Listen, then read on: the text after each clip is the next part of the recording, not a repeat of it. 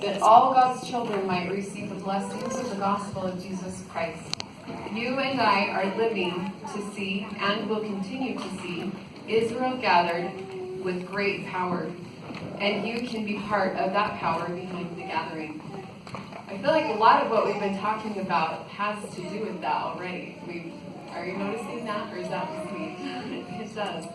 I love yesterday how LaDawn mentioned how our children, and just Donnelly talked about this too, our children are investigators. I love that. I don't know why I've thought that, and I think I forgot that as I've been raising my As children. missionaries, we don't use that word anymore. Oh, perfect. Yeah, they're our friends. Our friends, So yes. we no longer have investigators, we now have have friends. friends. We invite into our So That's good right. luck getting them to be your friends. Now we have to work on getting them to be our friends. That we said, yeah, that is. Tell me when that happens. I'd love to know what age that comes to challenge. A few thoughts that have come to my mind here. My prayers in the last little while have changed in that not that necessarily what I'm praying for, but have become so much more personal. I have been speaking to our Father in heaven more as a friend and sharing with Him before I'm trying to not be in the formalities of my prayer, but just share with Him what's in my heart, what's been going on in my day. He knows what's been going on, but I'm explaining it to Him. And as I do that, I feel the empathy from Him, and I feel that He's hearing me in these prayers. So as I have thought about this challenge or this invitation from President Nelson for us to pray daily that all God's children might receive the blessings of the gospel of Jesus Christ, it's important for us to share with Heavenly Father the challenges that we're having in trying to make that happen for us in our home. One of my favorite scriptures is, and this has been a favorite for a long time, I'm surprised, I shouldn't be surprised. It's Proverbs 3 verses 5 and 6. I'm sure you all know it. Trust in the Lord with all thine heart, and lean not into thine own understanding. I want to emphasize that part, to lean not into thine own understanding. Quite often, well, let me start with a quick little story.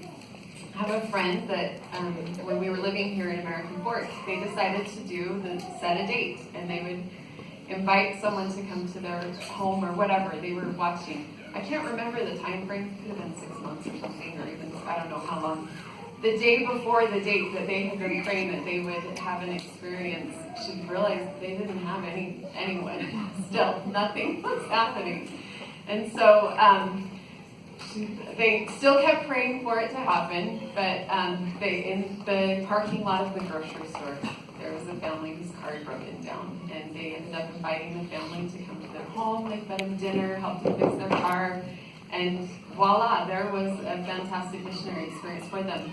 She wasn't going out and looking for someone whose car had been broken down. That God puts people in our paths that have a need so that we can fill a need that we have. She had a need that she wanted to help share the gospel and have that experience with her family. That family also had a need, and she was able to fill that. I've had times in my life, and just like Christina shared, when I'm having a hard time, I've called my sisters, and I've said, I just need to hear how you're doing, how you're making it today. I need to hear some success. Can you just share with me? I don't even want to tell you what's going on in my life, but I want to hear how come you're making it.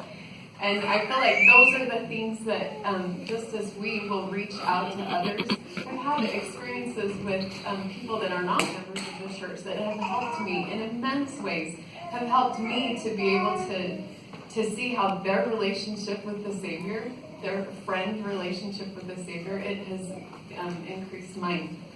Our parents, are amazing at inviting people into our home. And sometimes they were people where you're like, really? You're going to invite this person into our home?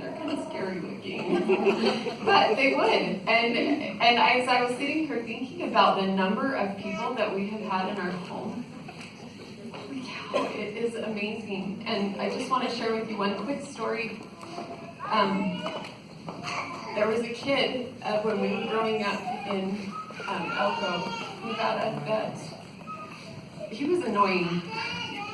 He was super annoying. He was a 14-year-old annoying boy that we got to be around. However, we became really good friends with him. And it's been 20, 30 years. And he came to visit my family and I in St. George about a couple weeks ago, a month ago. And our family was his first example of what the gospel really was. We had no idea that when he was coming, he would spend the night at our house sometimes because his parents would leave him for weeks and months at a time, all by himself. He was the baby of the family. His siblings just, take care of yourself, whatever. We had no idea what was going on. He'd write notes so that he could ride the bus out to our house, and when his mom actually signed the note, the school called to find out if it was a forgery. Pretty amazing. He left the church for a little while, but then just decided to contact us about a year ago. Well, we'd kind of been in contact, but he came to visit all of us about a year ago and decided it was time to start coming back to church. And so basically, through that experience, it's interesting to me to see how just loving him. That's really what he needed. He needed love. And as we love our children, not without holding on to the outcome, letting go of the outcome of what we think is best for them, but just loving them, knowing that they're going to come to Jesus. They're going to invite the Savior as we allow them to reach out to him. It's that door knob on the other side of the door. We all have to be the ones that open the door individually. So as we allow those opportunities to happen. Have any of you had experiences that you could share with us that you would like to share? Or you've had something, or whatever, yeah.